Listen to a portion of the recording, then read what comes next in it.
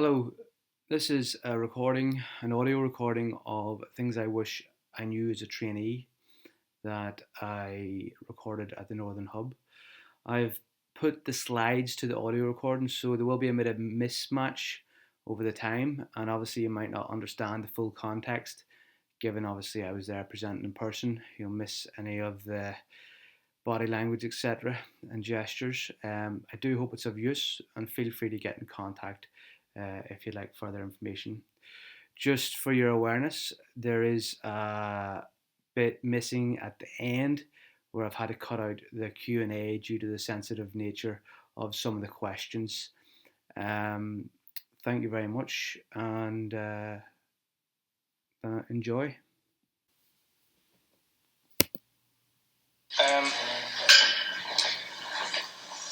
So I'm Hugh. As you notice, I've got a bit of a funny accent. So if you don't understand what I say, please put your hand up, because it means you either haven't understood it or you could just be thick. I'm glad there's a few laughs, because the jokes are only going to get worse. I'm also dyslexic, so we'll make some mistakes, and that's perfectly fine. I don't think there's anybody in here in the room who's perfect, but we'll start anyway. So I've been asked to speak on things I wish I knew as a trainee. One other small thing, I may swear, please don't be too offended, but things I wish I knew as a trainee. I'm not a BPS Stage 2 trainee. I've done my bases route, just for clarity, and I've also done the Irish Institute of Sport accreditation back home in Ireland as well. So I'm actually working towards my Stage 2. But part of my experience has actually been working with the EIS and working with weightlifting and powerlifting in my second cycle now. As well as that, I've also got a lot of other experience outside of sports psych within sport, which is kind of transferable. So this might be a little bit different today. So this is actually my family's business. It's a very old pub, and it's back home in Ireland. And essentially, it's taught me a lot about elite sport, which is kind of weird. The thing is that the pub has been in our family for 7 generations. And when you think about it, there's something you're going to learn from a cultural point of view about how to do business. And my father's worked there like his father before him, and so on and so back. And this is a small village where the pub is located, and also the farm. And why this is important is because what happens in sports psychology is we're taught about how to do goal setting, hopefully, and a bit of visualization. But actually what I've found out about working within the EIS and within elite sport is actually sport's much more like a village when you're immersed in it. When you're on a camp or you're away at competition, it operates much more like a village. And something that struck me one time was I was down in the pub with a friend, and I noticed my dad came over, and somebody walked into the bar. My dad came over, he shook his hand, and the guy left. I thought that was strange. And then I realised who it was. My dad had managed to throw him out with a handshake. Right? So he came in, shook his hand, welcomed him, and asked him to leave, because the guy wasn't welcome. As things happen, and these things happen. And this is just like elite sport, in the sense that you might be sitting with a client going through a one-to-one in your 1 hour session, but actually 30 minutes after that you could be sitting down with them in the gym with the coach. 2 hours after that you could be sitting with them in the canteen having lunch. You have a continual contact with them, and this is just like being in the village, because the people that we serve alcohol to might be the same people that we need to ring up and ask for a favour to come and help in the farm the next day. And that's where the lesson for me from elite sport is actually to think about your relationships and what's termed in some anthropological things as in a polychronic way. So countries which operate in polychronic and monochronic time scales, this is getting left of field now and you're all going, where's this going? But that's good. So monochronic is essentially cultures that operate on there is 1 hour, you spend that hour doing your work, and then the next hour is your family, the next hour is your lunch, the next hour is your downtime. Whereas some cultures operate polychronic, so work blends in with family life, work blends in with cultural activities, work blends in with restoration and recovery. And I kind of think this is something that I didn't get as a trainee. As a trainee, I was told, you sit down, you have a chat, you set some goals. I wasn't told, you sit down, you have a chat, you set some goals, then you'll see them 30 minutes later, then you'll see them 40 minutes later, again, and an hour later, and then you maybe see the same person at the end of the day when you're based in the system in an immersed psychology role. And I think that's something I should have learned. But if we actually think about how we operate, it's important to understand how the world works. And again, Weinberg and Gould, famous textbook, the one thing that it actually says is, there's a small quote I remember really stuck in my mind, was like, we recognise that the processes and techniques that are being taught are very important, but also there's much more interpersonal, dynamical things happening outside of just the one-to-one interaction with the sports psych. And when are we taught that? When are we taught how that happens as a trainee? It's an experiential thing. So it's important for us to understand how the world is and not how our training tells us it is. It's important to understand how the world is and not how peer-reviewed performance psychology only science tells it is. So we'll look at that. Does anybody know what this bird is?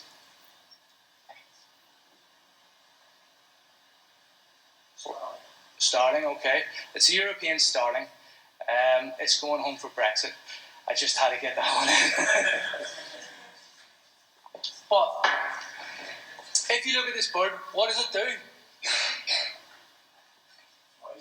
Yeah, okay. How does it fly? Give us a demo. Right, okay. Where does it fly to? Okay, we're getting close to it, right. And is there anything else about how it flies? Is that Bette Midler? Get in. Well done. Right, so, what does it do? Scientists would look at this and go, it's got wings, it can create aerodynamic lift, it's got legs, it can land, it's got a beak, it can put stuff in its face, it's got eyes, that's useful. Great. But reductionist scientific thinking doesn't really understand the applied world of systems and complexity, and that's what I want to bring into this, is this complexity of how things interact.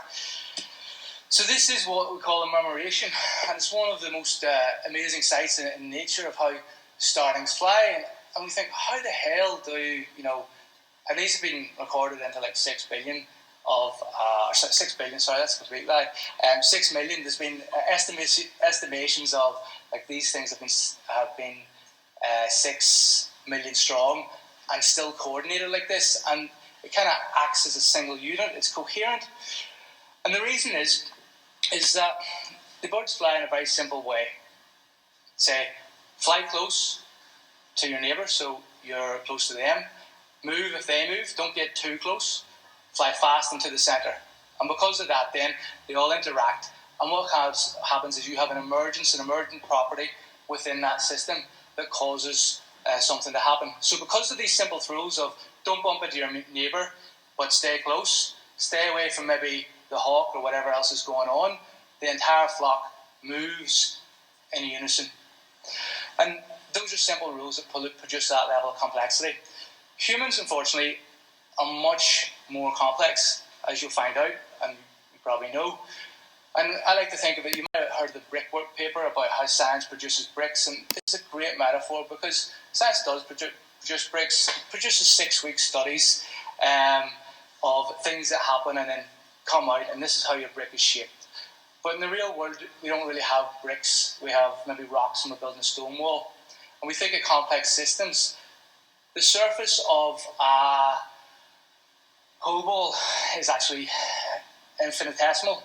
It is an infinity. There isn't actually, for a connection point, when the 2 points bang off each other, it's infinitesimal. You can't predict where it goes.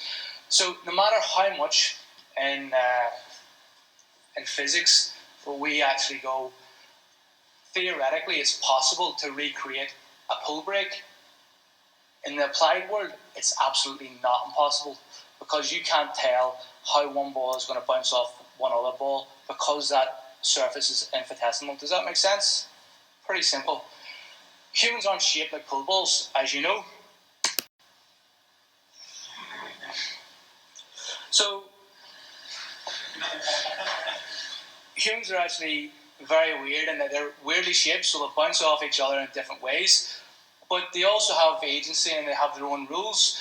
And like the starting, we have our own scientific rules, we have our own guiding rules that allow us to function within a system. So, essentially, does anyone know what the rules are? Any ideas?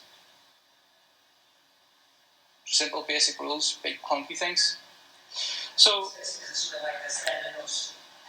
close. Get in, Brexit. Go on. Right.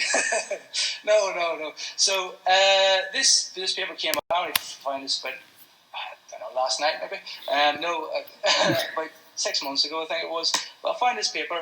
And essentially, it's by Curry, Mullins, Whitehouse, and Is It Good to Cooperate? Testing the theory of morality as cooperation. So across 60 societies, these morals come out: help your family, help your group, return favours, be brave, respect superiors, and divide resources fairly, and respect others' property.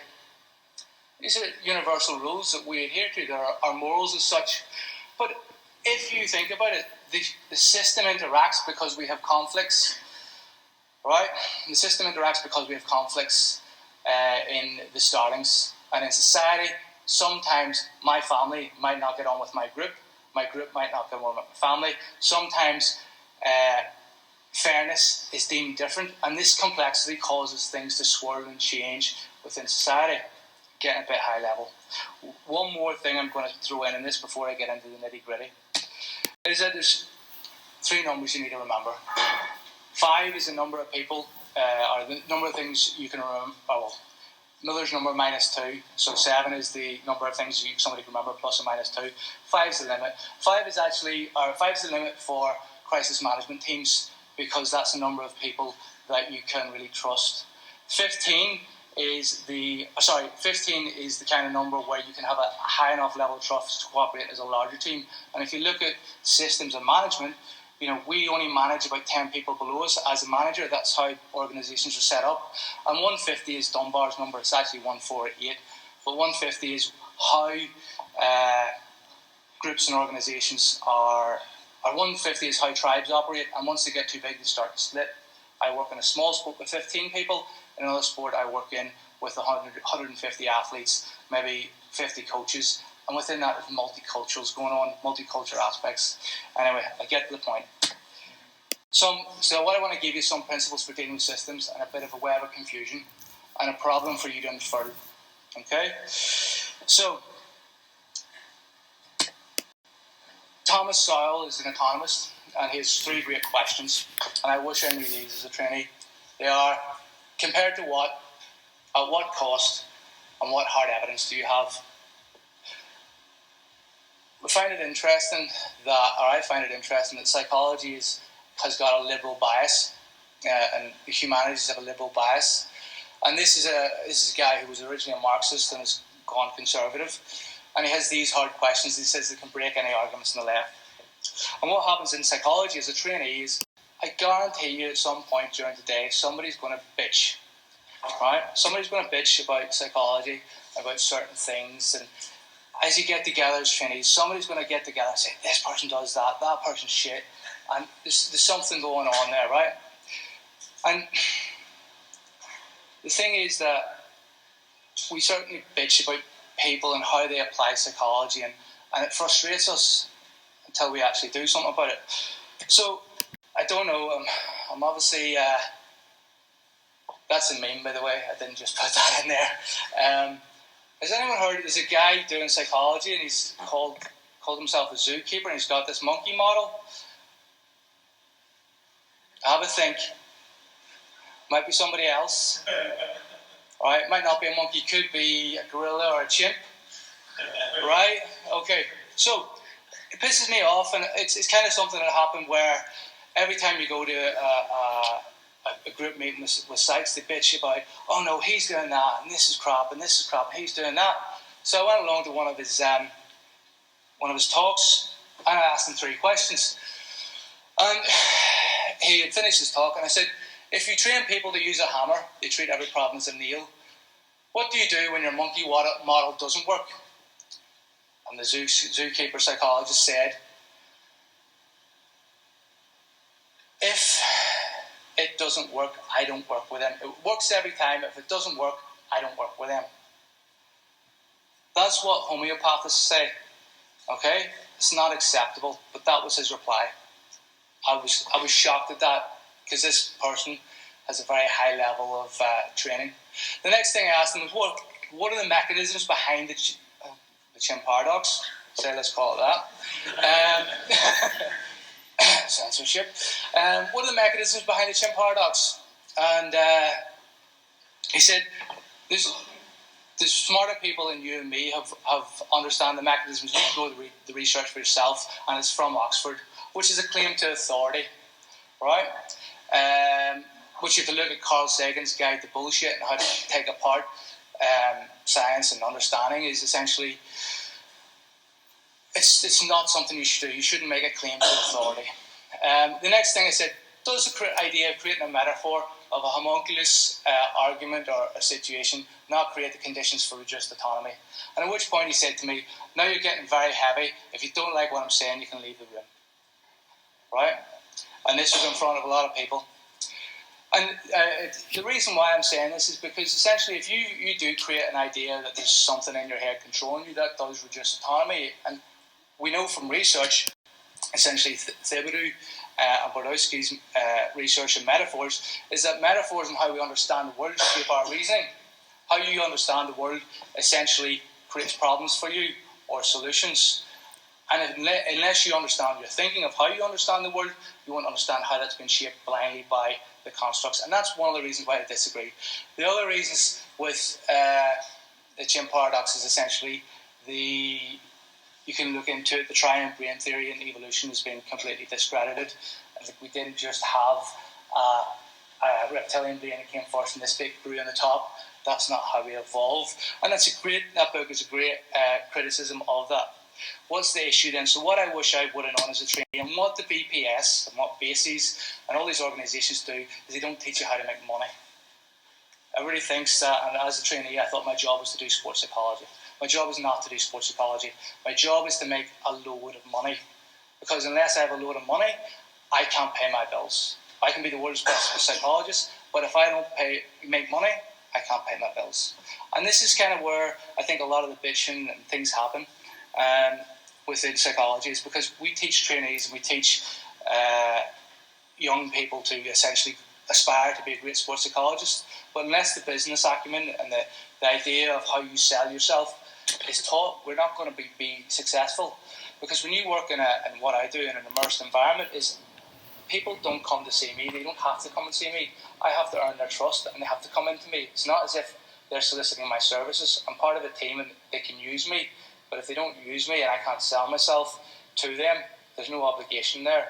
So it's important that we develop these skills of how to make money, how to sell ourselves, and how to think like business people.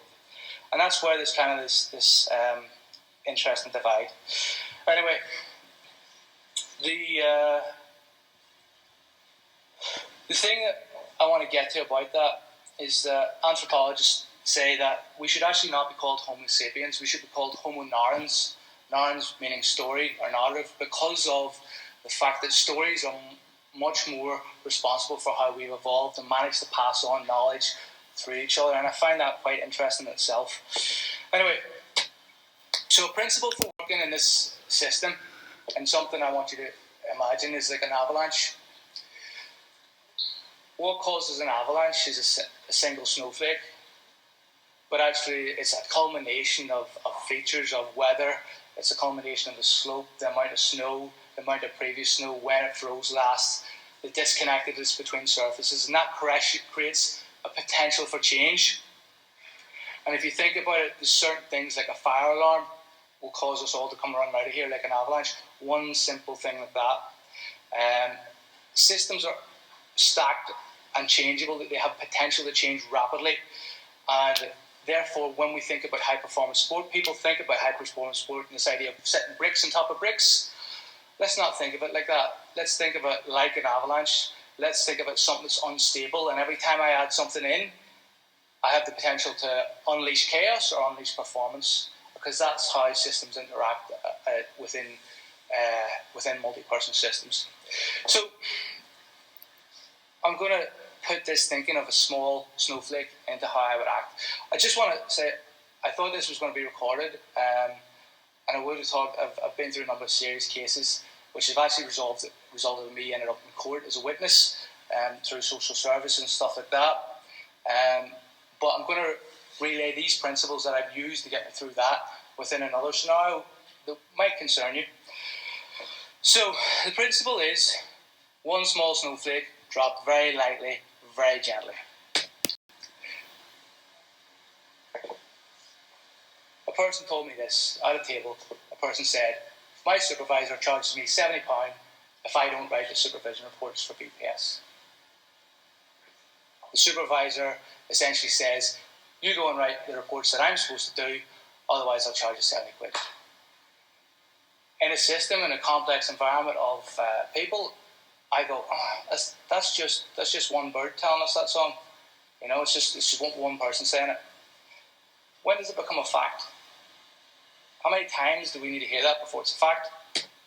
Funny enough, a second person came to me and said that as well, unconnected through just another meeting, that this was happening. I thought, that's strange. 2 people report this. Why has nothing been done about it? So,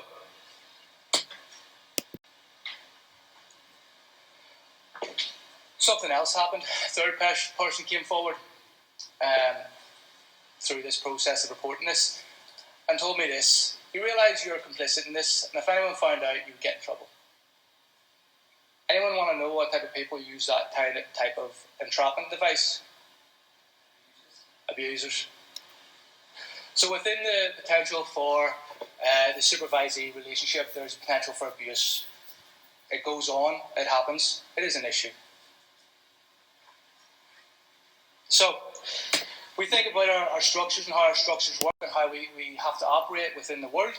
And actually, the first thing you should do is look at the hierarchy.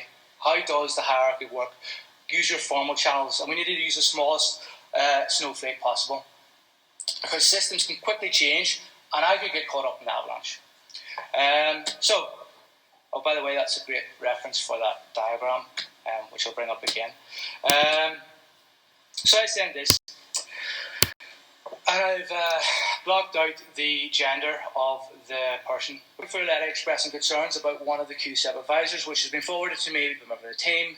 Having read your letter, I understand your concerns in the candidate's positions as a qualification manager.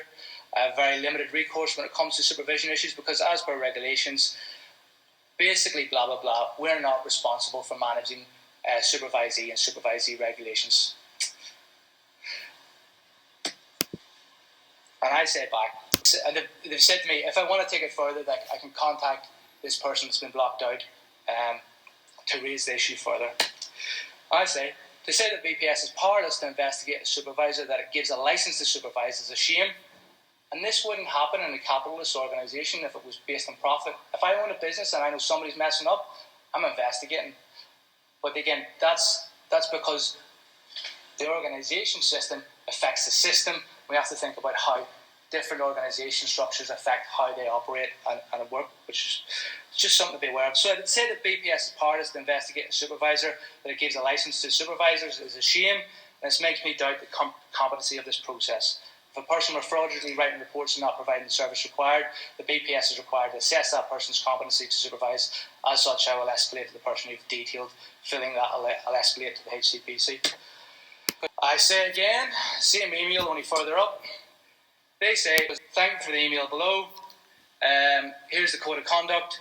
The Society has no recourse when it comes to supervision issues, because, as per the regulations, the Society's postgraduate qualifications and the BPS has no involvement in settling supervision contracts or associated fees.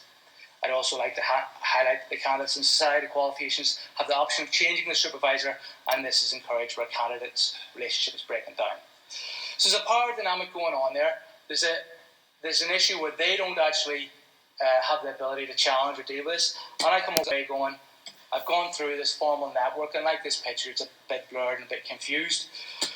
So the only thing left for me to do is actually just to talk about it at events like this. And actually I talked about it with students who were at a presentation. I was asked to go by the EIS and present to a group of students, and they asked me, what's the worst thing about supervision and training? And I said, some of the supervisors are basically bad people, and you need to be very careful that you don't get harmed by them. And as a result, I want you to think about networks and systems now. There's a person in the room who happened to be involved with that, who with the process within supervision within sports psychology, within BPS. So I dropped the small snowflake, then I dropped the bigger snowflake, then I dropped the bigger snowflake, then I don't have a snowflake at all because I've nowhere to drop it. So all I can do is in my system start talking about it, see what happens.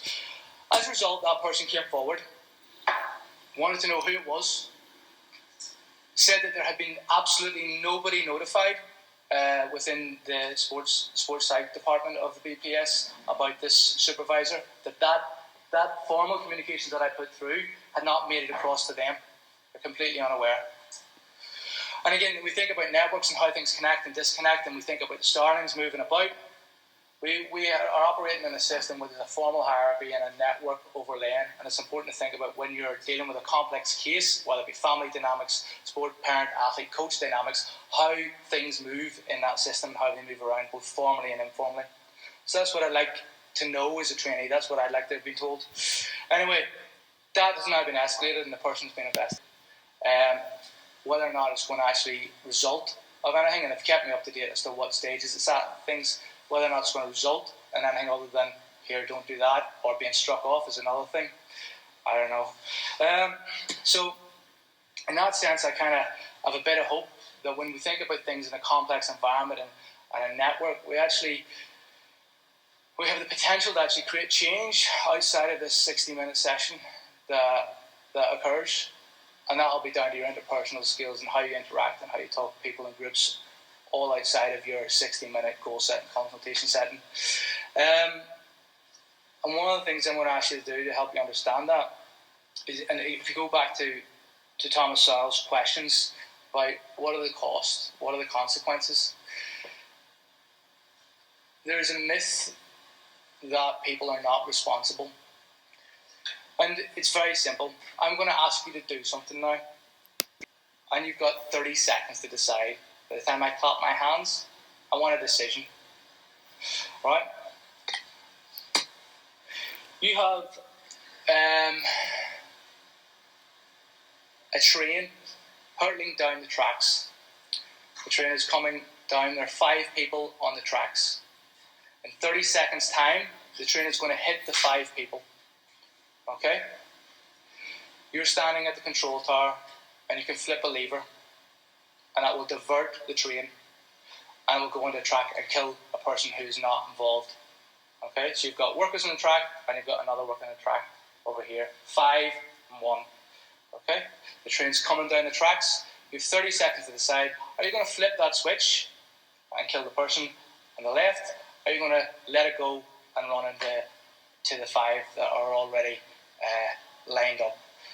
Okay, so 30 seconds time, if you're going to kill them, can you just put your hand up like this? Or if you're going to kill 5, put your hand up at 5. If you're going to kill 1, just fold your arms, okay? And you can talk. You've got 30 seconds. Talk, discuss, go.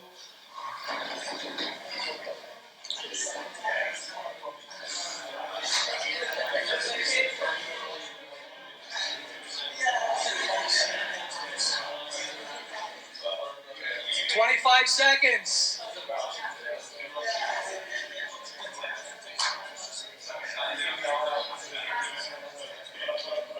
"20 seconds.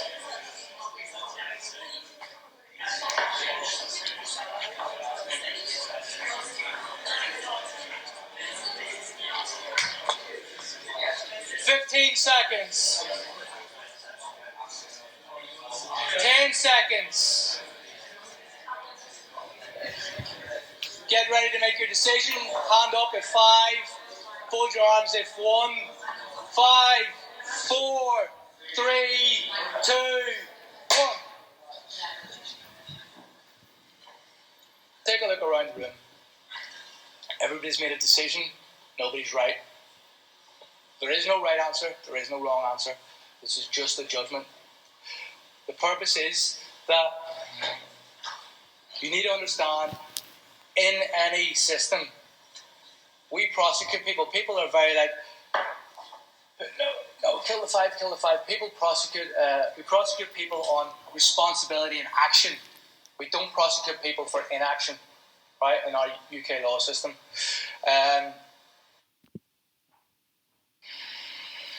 But that's not how the system works, and that's not how society works. Society works on responsibility, works on you have a responsibility and a duty to other people. This study is excellent. It examines morality, and they did the exact same thing, but they set it up with mice. And this is a philosophical problem. There's a guy called Michael Sandel from Harvard has an excellent lecture on lots of these philosophical challenges in his class, because it's really good for parties as well. You can tell what sort of person I am at a party. So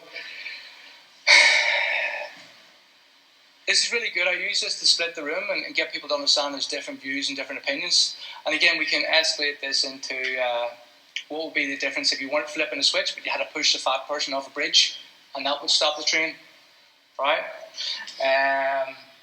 People then are less likely to push because that's more of a oh no, I'm really responsible, as opposed to I'm flipping a switch.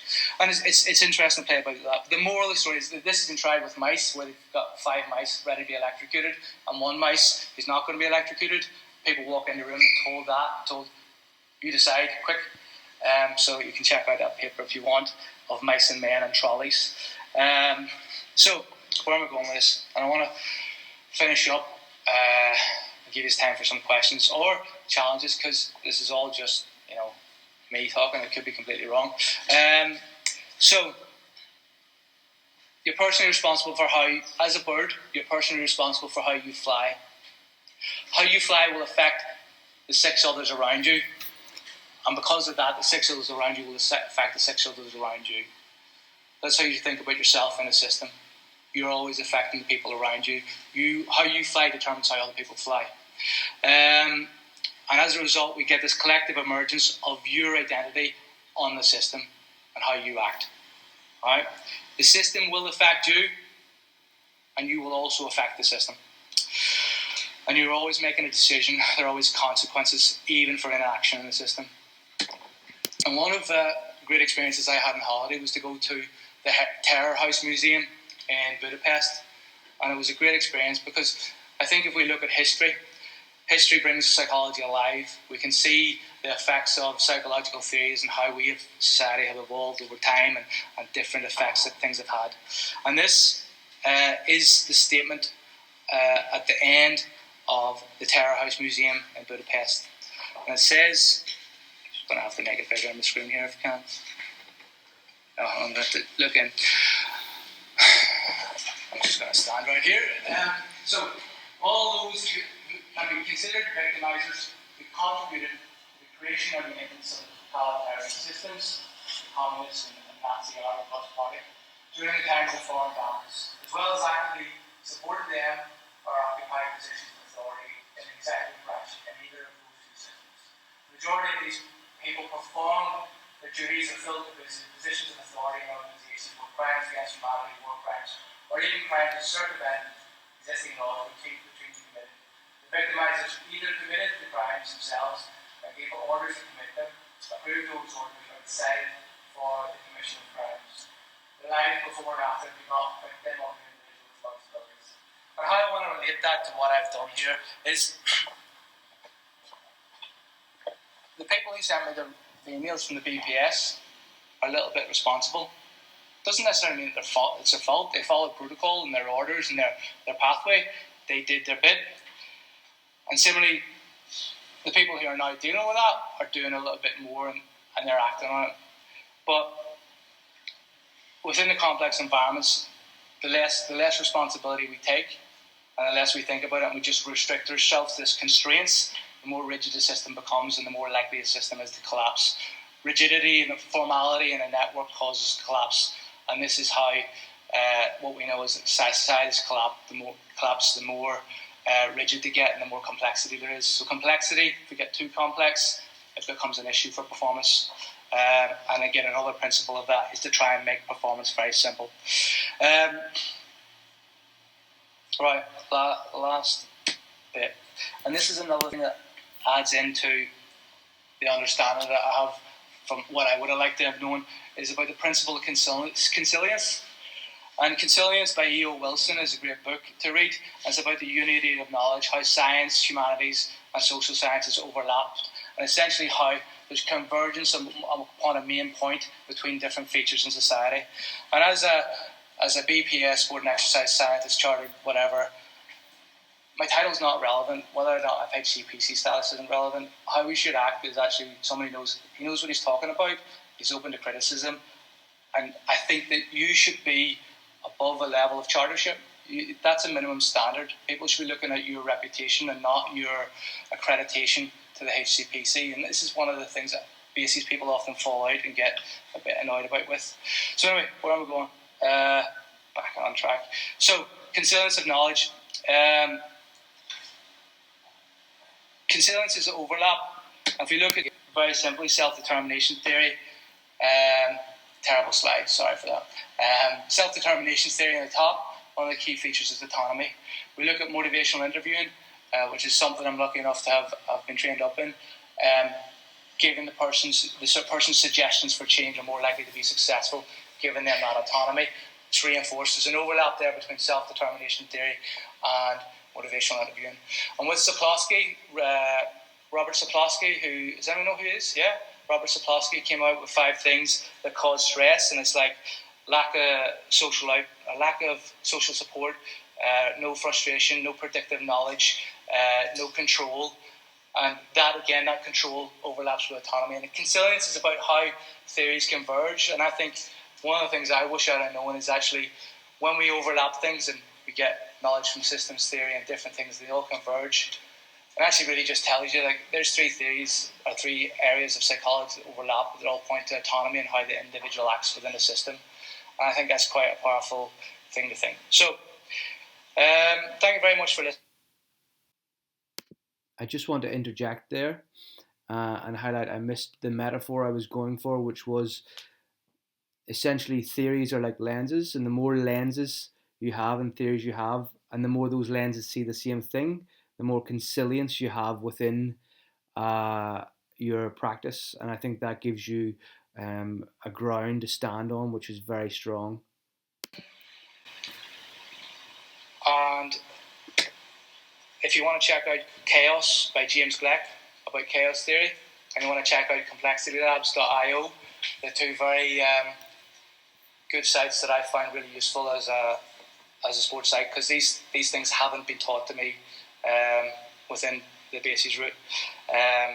I'm actually doing the GBC conversion at the moment, and I don't think they're going to get taught to me on the BPS route either. And then, other than that, if you want to get in touch with me, you can Google Podium Psychology or give me a shout. And if you want to come down to Loughborough, that's my local pub in Loughborough, where I go for a beer. I'll come down, I'll buy you a beer and we can have a beer. So if you're in Loughborough. Any questions or stuff? Other than get down. Yeah? Thank you for this really got me thinking as an aspiring practitioner.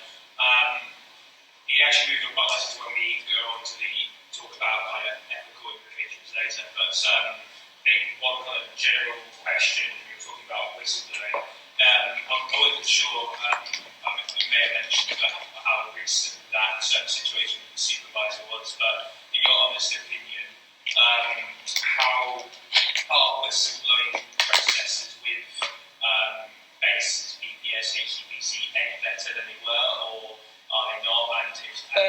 Okay, cool. So that situation's ongoing. There hasn't been a conclusion. The person that references to, and again, I'm not here to name names because part of the problem is that supervisor's doing that. The other part of the problem is that organisation allows that. The other part of the problem is we don't talk about it. And that person is also involved in bases. And again, if he gets struck off from BPS, does he get struck off from bases as well? How does it? Can he still exist in that capacity? And I find that very weird. So have they improved? No, this is part of the improvement. I've spoke about this today because I know you will all speak about it now, and you'll all ask questions and I'll think a bit more critically about it. So part of it is talking about it. I'm not relying on a formal network or hierarchy to deal with things. I'm relying on this informal network to discuss the problem, because that's how societies create change. So, any other questions? Yeah, go for it. All right, mate. You mentioned you mentioned the impact of the system on you as a practitioner. I think something that talk about a lot. Yeah. How do you manage the system on you? This actually. So, unfortunately, the question was a bit muffled, but the question was, how did this case affect me? Or how did this situation affect me? And how obviously the system affects you and you affect the system was a key point that I made. I went on to say that this didn't really affect me because this was just something that didn't happen to me but has happened to people around me. And then described the case where I was actually really affected by the system and it prevented massive challenges to me personally. But obviously, I'm not going to put that out in the public domain. And the key point about that was that actually I was asked how I got through difficult situations working within a system. And the big thing was having a solid network around you and building key relationships. And I went on to highlight how physios actually seem to be very much people who gain trust easily, probably because of the touch relationship. And therefore, when your physio tells you something about an athlete, it might be very useful to pay attention, because the physio will have just as good a relationship many a times as the psych should have or will have within a system. And obviously having a strong peer support network to offload difficult problems to.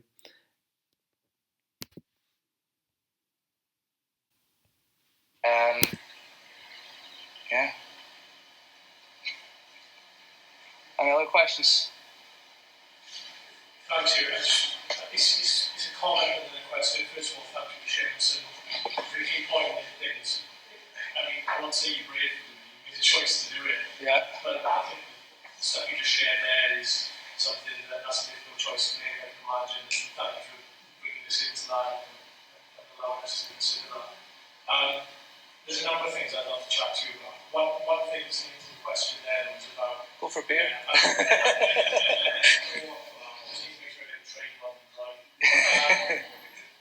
The question, we were talking about something this morning about particularly trainees, a lot of the opportunities they have to gain experience of working in applied practice is often with some of the most complex groups and most complex environments. And you mentioned there working with youth athletes, young people, and that for me is one of the biggest dilemmas I have at the moment from an ethical point of view. How comfortable do I feel often, encouraging people to take opportunities which are very available and then often the most difficult ones that even I find that stretched as a practitioner to understand the complexity. Do you mind if I ask your view on that? Yeah, go ahead, yeah. You learn a lot from your view on that. Yeah.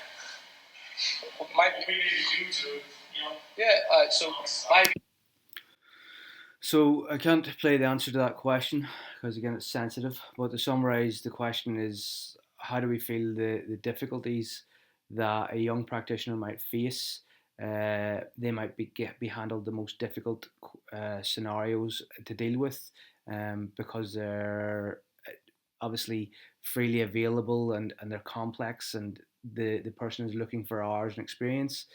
And the points that I made were that I've been through a number of experiences that have been very challenging, but I didn't feel prepared, despite the fact that I had done my child protection, despite the fact that I'd been through and failed the PGCE, despite the fact I've been a coach for numerous years, and so on. I was well versed in what to do in child protection scenarios, and the things that were useful for me were actually having the physio signpost me, first of all, to look out for it, and then secondly, to actually have a good sounding board and a good network to discuss my actions with, to help me get through that personally. So I'm just going to play the end of the last few questions. It might be a bit disjointed, but hopefully there may be some information in there of use. You need to have good sounding boards. I wouldn't have got through this without a number of key people, both from my own personal side, but also my professional side. I think other than that is you need to hear about cases like this, and you need to sit down and go, like, what would I do? And how would I do it wrong? And unless we talk about these difficult cases, people won't be prepared for them or the likes of them, you know. So that's what I would say. Cool. Yeah. Questions, sort of joining on to that, so thinking about surrounding yourself with those positive people and suppose separating yourself from the not so helpful people. Mm-hmm. How do you think you go about building, like maybe a bit of advice for a trainee just starting out on stage 2? How would you take those positive steps within your own control when you build that network up, I guess? I was lucky enough to have a good supervisor for my basis.